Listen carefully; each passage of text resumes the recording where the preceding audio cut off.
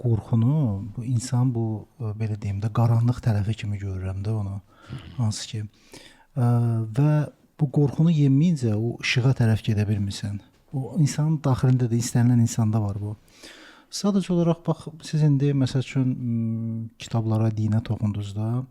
Bu dinlər yəni faktiki olaraq onu da qorxudurdu orada bizi. O qorxudursa bizi o bizim o qarşısını almırmı o işığa doğru getməyə? Yox.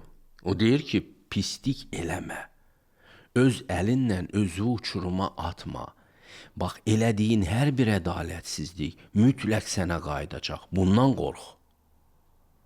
Bundan qorx. Bu ayrı bir şeydir. Nə istəyirsən, eləyə bilərsən mesajı vermir.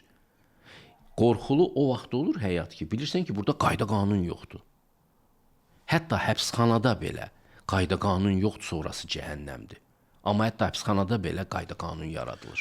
Belə xaosun özündə belə qayda qanun var. Yox. Yəni ədalət olmalıdır, başa düşürsüz. Və insanlar həmişə göylərə baxan o peyğəmbərlər olub, qədim müdriklər olub. Məsələn, İbrahimlər başlarını qaldırıb göyə baxıblar saatlarla. Bura haradır? Bura necə bir yerdir? Burada ən əsas nədir? Kimə sığınmaq olar qorxudan? Allah deyir ki, mənə sığının qorxudan. Amma öz şərinizə də sığınıb qorxudan azad ola bilməyəcəksiniz. Mənə sığının, mən ədalətin tanrısıyam. Siz pislik eləsəz... Ədalətsizliyin də tanrısı var. Hə, şeytan ədalətsizliyin tanrısıdır, belə götürsək, əhrimən. Onda heç ki ayrı-ayrıdır onlar. O ayrı iki xəttdir də, yox, iki tanrı yoxdur. Amma mən Zərdüştlüyə referans göstərdim ki, dünyada iki qüvvə var. Bir-biri ilə daima döyüşən. Ədalət və ədalətsizlik. Ağla qaranın ədalət və xeyir və şər. Xeyir və şər. Bəzi insanlar könüllü surətdə şərə xidmət edirlər. Onlar bütün yazılmış və yazılmamış ədalət qanunlarının əleyhinə həyat qururlar. Amma onun ruhu, bəlkə indi bu həyatda məhz elə bir şey keçməlidir o.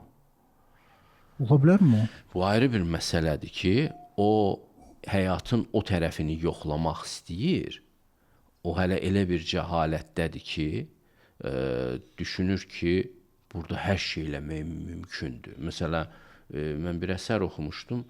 Elə bir personaj da tarixdə də olub, Kaligula. Camus'un belə bir əsəri vardı. O Kaligula imperator olur Romada qısa bir müddətdə və etmədiyi zalımlıq, etmədiyi iyrənclik olmuş. Əlində mütləq hakimiyyət var.